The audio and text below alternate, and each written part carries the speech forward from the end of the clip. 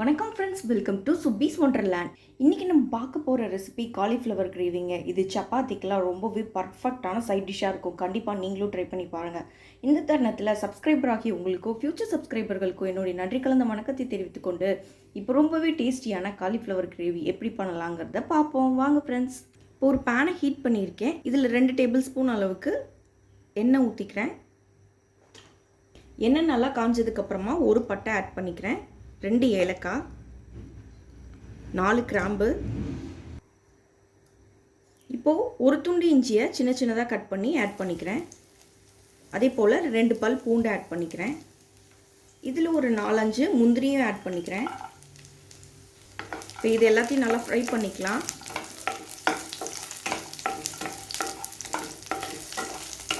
ரெண்டு medium size பல்லாரி வெங்காயத்தை சின்ன சின்னதாக கட் பண்ணி இது கூட சேர்த்துக்கிறேன். வெங்காயத்தை நல்லா வதக்கிக்கலாம்.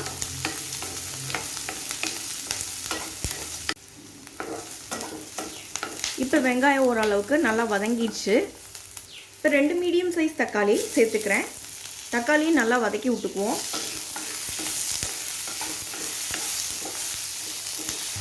இப்போது தக்காளியும் ஓரளவுக்கு நல்லா மசிஞ்சிருச்சு. இப்போ இந்த மிக்சரை நல்லா ஆற விட்டுட்டு அதுக்கப்புறம் ஸ்மூத் பேஸ்ட்டாக அரைச்சி எடுத்துகிட்டு வந்துக்கலாம். இப்போ அதே பேனில் ஒரு 2 டேபிள் ஸ்பூன் அளவுக்கு எண்ணெய் விட்டுக்கிறேன். இப்போது ஒரு அரை ஸ்பூன் அளவுக்கு மிளகாய்த்தூள் ஆட் பண்ணிக்கிறேன். இப்போ நம்ம காலிஃப்ளவர் ஃப்ரை பண்ணிக்க போகிறோம். அதனால் இந்த காலிஃப்ளவருக்கு தேவையான அளவு உப்பையும் இது கூட சேர்த்துக்க போகிறேன். இப்போ லைட்டாக ஒரு பிஞ்ச் அளவுக்கு மஞ்சள் தூள் சேர்த்துக்கிறேன். மஞ்சள் தூள் போட்டு நம்ம காலிஃப்ளவரை வேக வச்சு எடுத்துருக்கோம். அதனால மஞ்சள் தூள் ஒரு பிஞ்ச் அளவுக்கு தான் சேர்த்துருக்கேன். இதை லைட்டாக மிக்ஸ் பண்ணி விட்டுக்கிறேன். இப்போ சுடுதண்ணியில் கொதிக்க வச்சு எடுத்த காலிஃப்ளவரெல்லாம் இது கூட சேர்த்துக்கிறேன்.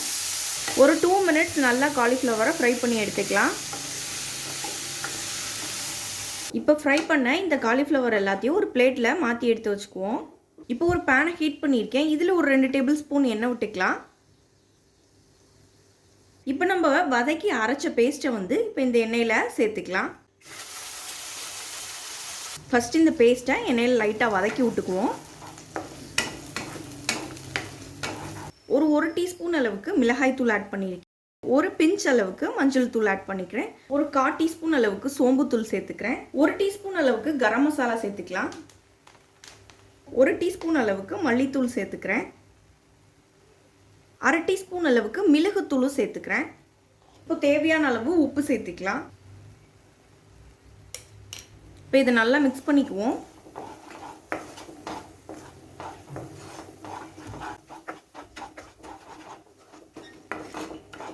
நல்லா மிக்ஸ் பண்ணி விட்டுட்டு நம்ம ஃப்ரை பண்ணி வச்சுருந்த காலிஃப்ளவரை இப்போ இதில் சேர்த்துக்கலாம்.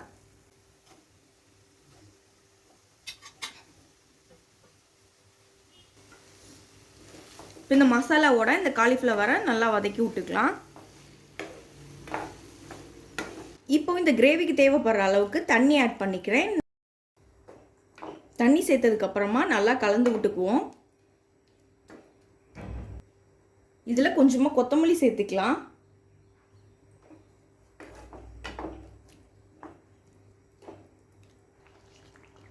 இப்போ ஒரு மூடி போட்டு 5 நிமிஷம் நல்லா இந்த கிரேவியை கொதிக்க விட்டு எடுத்துக்கலாம். ஒரு 5லேருந்து 10 நிமிஷம் வரைக்கும் நல்லா இந்த குருமாவை கொதிக்க விட்டு எடுத்திருக்கேன். எப்படி வந்திருக்குன்னு பார்ப்போம். பாருங்கள், சூப்பராக எண்ணெயெல்லாம் பிரிஞ்சு ரொம்ப நல்லா வந்திருக்கு. ஃபைனலாக கொஞ்சம் கொத்தமல்லி தூவிக்கிறேன். அவ்வளோதான், நமக்கு காலிஃப்ளவர் கிரேவி சர்வ் பண்ண ரெடி ஆயிடுச்சு ஃப்ரெண்ட்ஸ். இப்போ ஃப்ளேம் ஆஃப் பண்ணிக்கலாம். இப்போ நமக்கு ரொம்பவே டேஸ்டியான காலிஃப்ளவர் கிரேவி ரெடி ஆயிடுச்சு ஃப்ரெண்ட்ஸ். இந்த ரெசிபி உங்களுக்கு பிடிச்சிச்சுன்னா எங்கள் சேனல் லைக் பண்ணுங்கள், ஷேர் பண்ணுங்கள், சப்ஸ்கிரைப் பண்ணுங்கள் அண்ட் உங்கள் கருத்துக்களை கமெண்ட் பண்ணுங்கள். மீண்டும் இன்னொரு நல்ல ரெசிபியோட உங்களை மீட் பண்ணுறேன். அதுவரை உங்களிடமிருந்து விடைபெறுவது சுபீஸ் ஒண்டர்லேண்ட். தேங்க்யூ.